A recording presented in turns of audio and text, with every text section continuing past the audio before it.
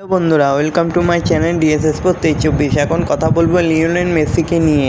জোড়া গোল করে inter মায়ামিকে জেতালেন Messi. 46তম trophy জিতলেন লিও।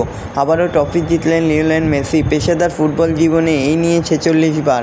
বুধবার ইন্টার মায়ামিতে 3-2 গোলে হারালো কলম্বিয়া ক্রুকে।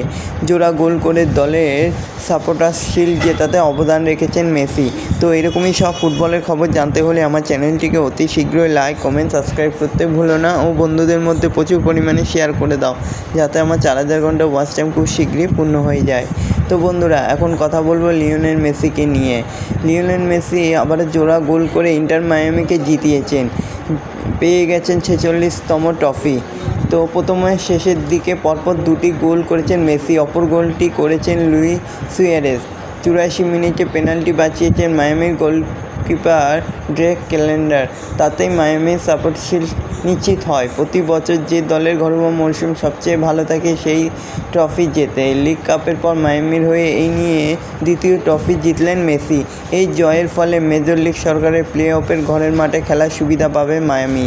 পাশাপাশি অক্টোবর মাসের সপ্তাহে 3 প্রথম রাউন্ড সিরিজ খেলা হবে। মায়ামি সেই সিরিজ জিততে পারলে মরশুমের বাকি সবকটি ম্যাচই ঘরের মাঠে খেলার সুবিধা পাবে।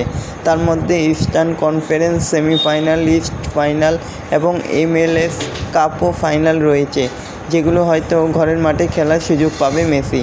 তো মেসি এরকমভাবেই গোল করে যাক। আর তোমরা আমার চ্যানেলটিকে অতি শীঘ্রই লাইক, কমেন্ট, সাবস্ক্রাইব করতে ভুলো না ও বন্ধুদের মধ্যে প্রচুর পরিমাণে শেয়ার করে দাও, যাতে 4000 ঘন্টা ওয়াচ টাইম পূর্ণ হয়ে যায়। ধন্যবাদ সবাইকে।